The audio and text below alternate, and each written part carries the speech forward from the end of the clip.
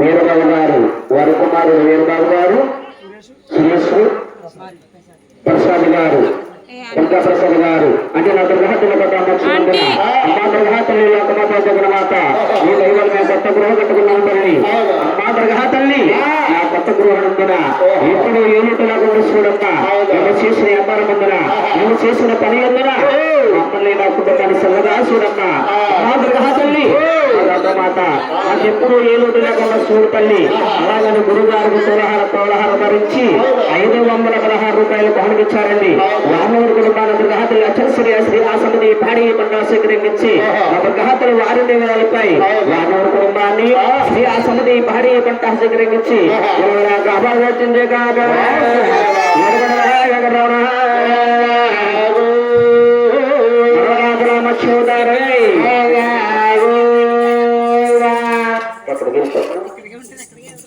మీరు ముగ్గురు ఒకప్పుడు గోయిందా నీరు సాగేయాలి.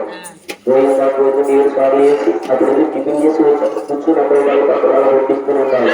చాలా వాళ్ళ కూర్చో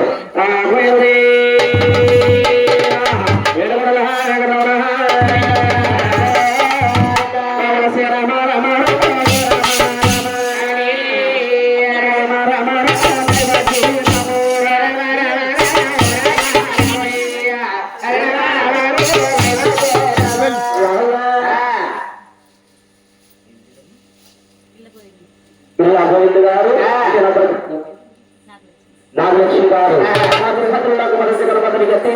పోతుంది. తిరుమల దేవస్థానానికి అందరుగుతుంది. ఎంత మోక్షం కలుగుతుంది, అనుశక్తంగా జరగడిస్తే అంతే మోక్షం కలుగుతుంది.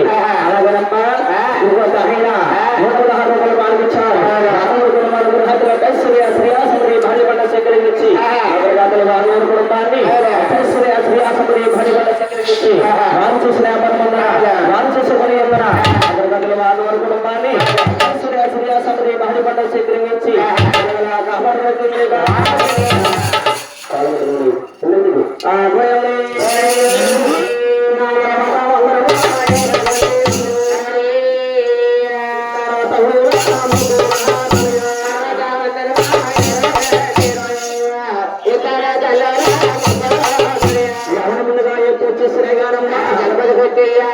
వినాయకుడి పూజ చేయాలి. వినాయకుడి పూజ లేదండి, పూజ లేదే పని లేదండి, పూజ లేదే పని లేదమ్మా. ఇల్లు కట్టాలి.